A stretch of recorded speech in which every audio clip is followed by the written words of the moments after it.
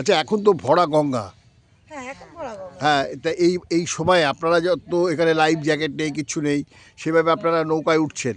তো এখানে উঠতে গিয়ে এই যে জেটিটা, এই যে ভয়ঙ্কর জেটি, তো এই জেটিটা কি হলে সুবিধা হয় আপনাদের বলুন তো? আমাদের পাকা হলে সুবিধা হয়, হ্যাঁ, পাকা হলেই সুবিধা হয়। আপনার কি যাতায়াতের বক্তব্য? পথে তো বাইক নিয়ে সবারই উঠতে, সাইকেল নিয়ে উঠতে অসুবিধা হয় অসুবিধা হ্যাঁ, হয় তাই। তো জলের সাইকেল মধ্যে।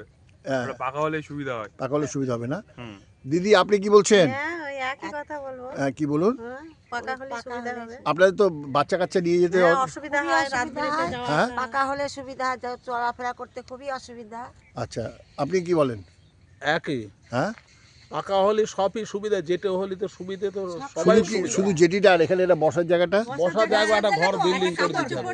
হ্যাঁ, বলুন। বসার জায়গাটা অবশ্যই দরকার, আর- সেই সাথে একটা রুম দরকার যাতে গঙ্গা স্নান করে যাতে যারা কাপড় জামা ছাড়বে আচ্ছা, এটা- জামা আচ্ছা, কাপড় ছাড়তে পারে। ঠিক হ্যাঁ ঠিক। এটা জামা কাপড় ছাড়া জামা কোনো কাপড় জায়গা ছাড়া একটা নেই। আশ্রয়ালয় করা ওটা করা হয়তো, অবশ্যই ওটা তো দরকার। ঘরটা পরিষ্কার করলে হয়, ওটা করেছিল কোনটা? ওটা ওখানে ঠিক আছে, আপনাদের ঠিক আছে। ঘাটের পায়খানা বাথরুমের জায়গা করা আছে তো। দাদা, এখানে পাকা জেটি হোক চাইতো, চান তো আপনারা? সবাই বলবেন জেটিটা কিন্তু পাকা হলে ভালো তো?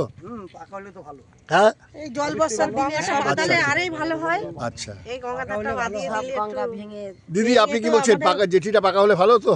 হ্যাঁ পাকা হলেই তো ভালো হয়। হ্যাঁ, পাকা হলেই ভালো হয়। এই যে বাচ্চা কাচ্চা নিয়ে যাতায়াত করা, এটি তো চিন্তার বিষয় না সবার। সবারই সুবিধা ঠিক আছে, ওকে ওকে, ধন্যবাদ।